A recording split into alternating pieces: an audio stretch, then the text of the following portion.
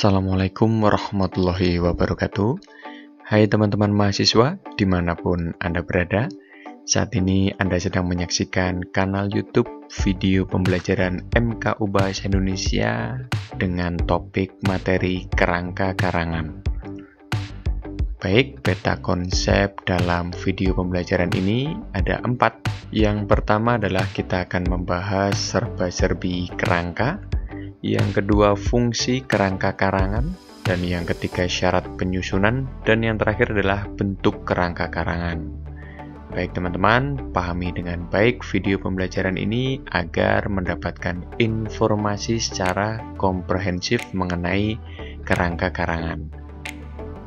Dimulai dari satu pembuka, yaitu pernyataan dari Mulyati tahun 2017 di halaman 80 bahwa dalam tulisan tataan yang sistematis menggambarkan organisasi isi karangan.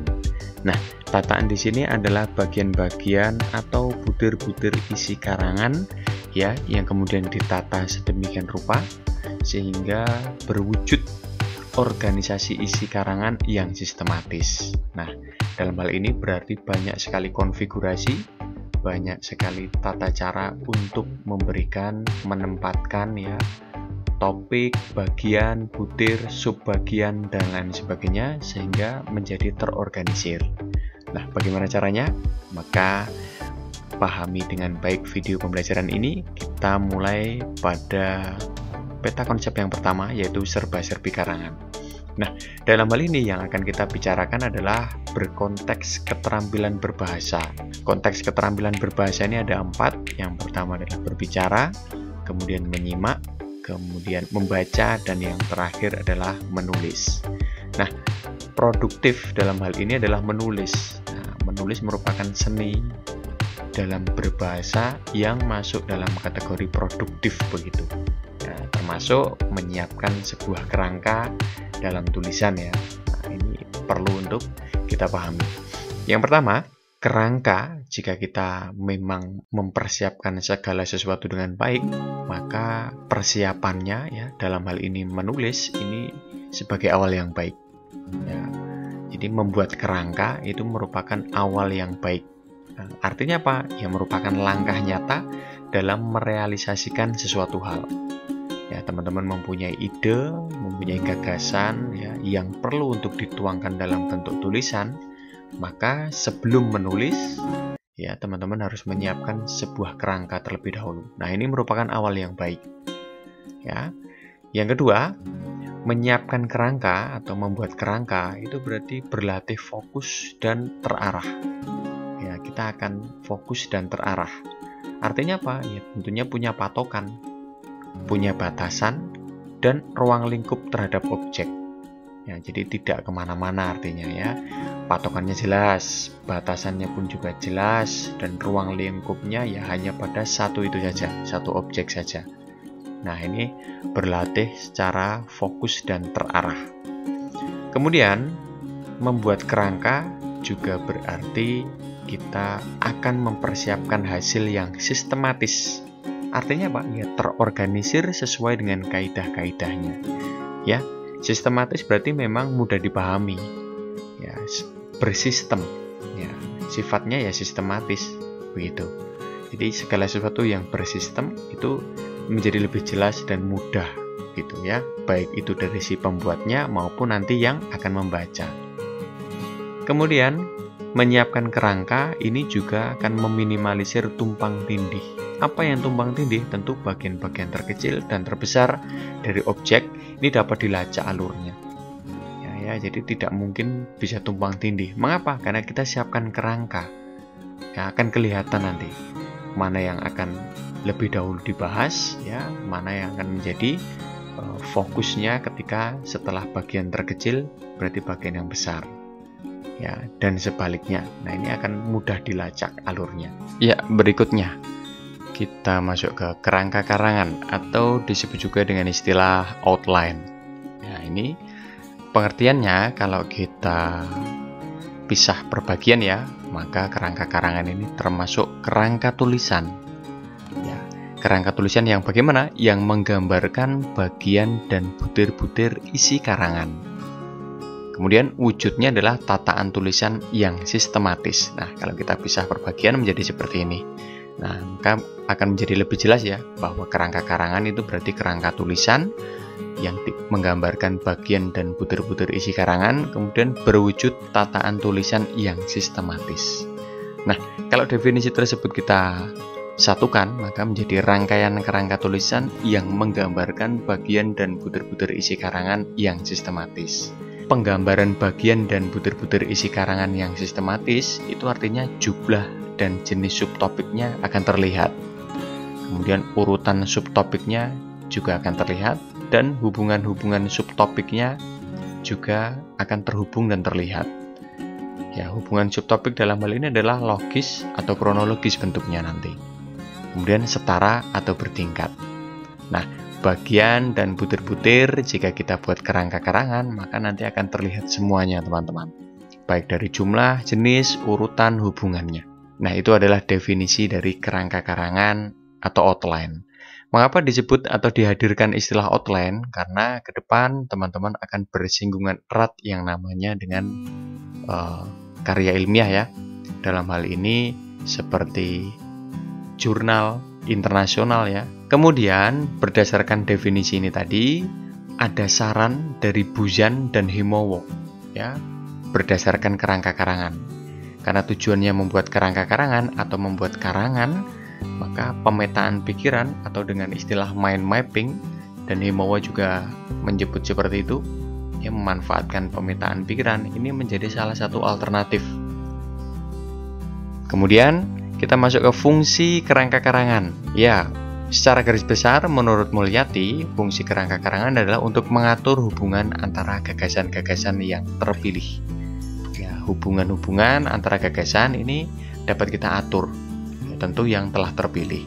Secara terperinci ya, fungsi pertama akan menggambarkan arah karangan. Ya, wujudnya ya antar bab, antar subbab, urutan subbab, hubungan antar isi. Nah, ini akan arahnya nanti akan tergambar dengan jelas. Ya, fungsi ini juga diperjelas oleh Akadiah ya dalam bukunya tahun 2003 halaman 25 ya, bahwa penggambaran arah karangan ini meminimalisir, artinya kita tidak akan membahas satu gagasan itu lebih dari satu kali atau bahkan dua kali. Nah, ini fungsi yang pertama menurut Mulyati. Kemudian fungsi kerangka karangan yang berikutnya yaitu memasukkan hal baru.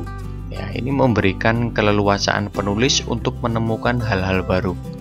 Ketika topik, ya bab, kemudian subbab ya telah kita persiapkan, maka mempunyai peluang untuk memasukkan hal-hal baru. Ya, kita akan menyisipkan mungkin. Karena masih berbentuk kerangka, nah ini akan lebih fleksibel. Nah, ini dia ya, kita masuk ke fungsi ketiga. Ya, bekerja lebih fleksibel, dapat dimulai dari bagian mana saja ya. Kemudian media komputer ini memberikan fleksibilitas yang luar biasa ya teman-teman untuk era sekarang. Jadi membuat kerangka karangan ini sudah banyak sekali media-media yang menampilkan ya atau menyuguhkan berbagai fitur begitu. Sehingga kerangka karangan atau topik-topik subgagasan yang kita pilih ini akan lebih mudah untuk kita tempatkan begitu. Berikutnya juga termasuk untuk menunjukkan materi dan bahan yang diperlukan. Nah, ini dari penggambaran ini tadi, kemudian kita melihat ya, maka akan kelihatan juga ya bahan-bahan atau materi yang diperlukan kelak apalagi nih gitu. Nah, ini diperjelas oleh Akadiah ya. Kemudian juga yang terakhir, nah ini merupakan daftar isi karya ilmiah. Karena karya ilmiah ini berbentuk topik, kemudian direalisasikan dalam bentuk subbab ya, antar bab dan lain sebagainya, maka ada daftar isinya ya, ini merupakan daftar isi karya ilmiahnya kalau kita membuat kerangka karangan ya. Ini menurut Uttaradéwa ya. Berikutnya syarat penyusunan kerangka karangan ya, ini masih menurut Mulyati ya, syaratnya adalah punya tema atau tesis ya, artinya tema atau tesis ini dirumuskan dengan jelas ya, ini sudah jelas ya. Kemudian yang kedua, satu unit itu satu gagasan, artinya tiap unit dalam kerangka karangan ini mengandung satu gagasan. Nah ya, jadi tidak lebih dari itu. penomoran yang konsisten ya, antara topik dan sub-subtopik ini punya nomor yang jelas ya, ada sistematika tersendiri. Maka dalam hal ini saya menyarankan teman-teman tetap membuka PUEBI ya, Pedoman Umum Ejaan Bahasa Indonesia, sebagai pedoman dalam memberikan penomoran di kerangka karangan. Agar apa? Agar konsisten. Kemudian yang terakhir adalah pokok kerangka karangan ini logis ya. Kelogisan pokok kerangka karangan dapat mencapai tujuan karangan ya. Tujuan karangan itu apa ya? Yang jelas sistematis begitu.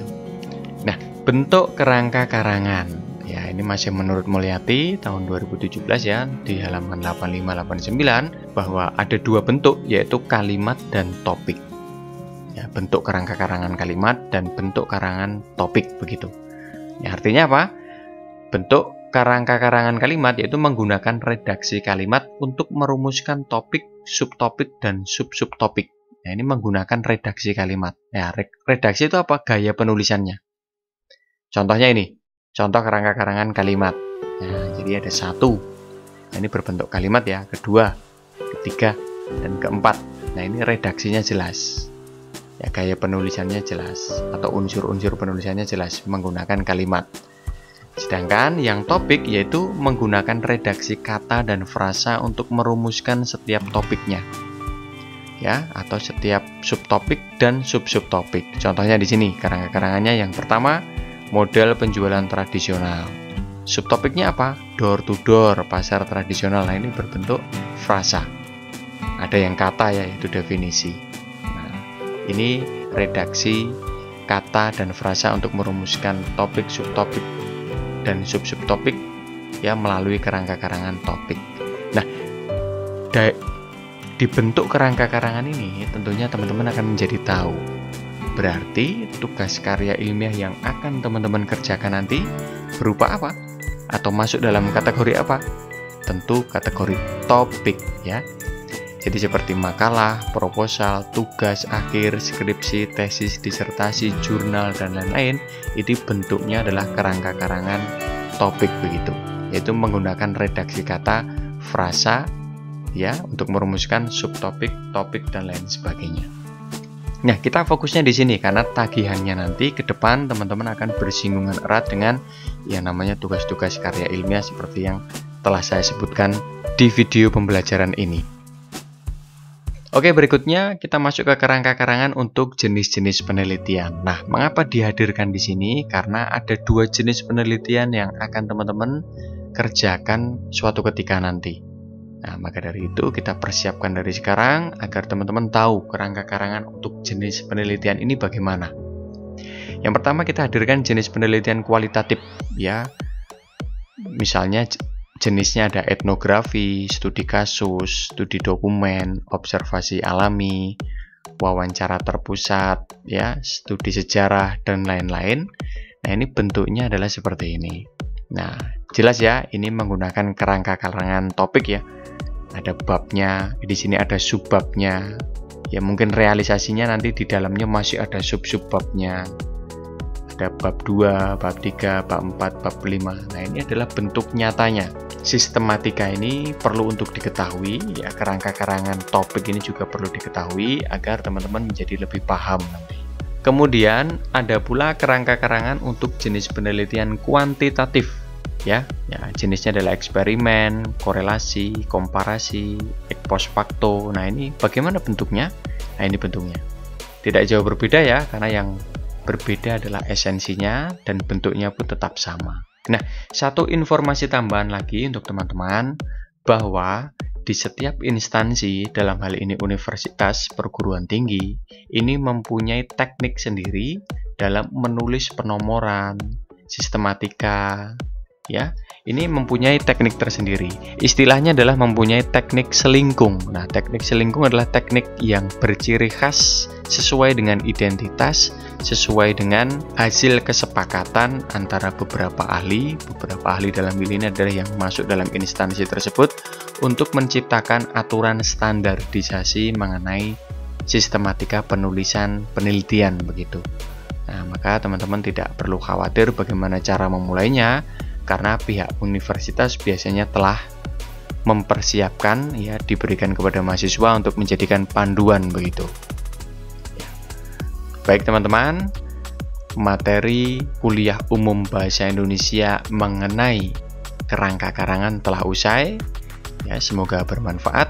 Kita berjumpa kembali di video berikutnya. Salam pemerhati pemaham, merdeka belajar. Terima kasih. Wassalamualaikum warahmatullahi wabarakatuh.